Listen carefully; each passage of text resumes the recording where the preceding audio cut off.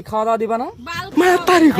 তো নমস্কার সবাইকে, গুড মর্নিং। চলে আসলাম আবারও একটা নতুন ভিডিও নিয়ে। তোমরা সবাই জানো আমার নাম শান্ত, আমি টোটো চালাই, সাথে আমার একটা 4 চাকা গাড়িও আছে। দুটোই আমি নিজেই মেনটেন করি। তো আজকের বিষয়টা হচ্ছে, আমার টোটোর যারা ডেলি প্যাসেঞ্জার তারা আমার উপর এমন ক্ষিপ্ত হয়ে শুধু এগরোল খাওয়ায়নি, তো নতুন সরকার হওয়াতে আমার কাছে এগরোল খেতে চেয়েছিল, আমি খাওয়াতে পারিনি। রাগের মাথায় কি বলছে শোনো।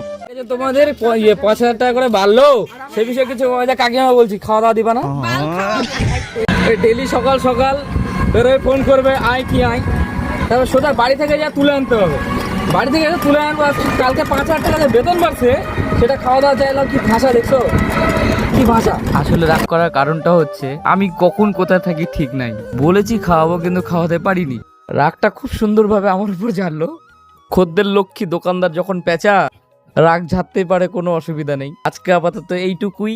যদি আমার ভিডিও সবার ভালো লাগে অবশ্যই সাথে পাশে থাকবা। ধন্যবাদ।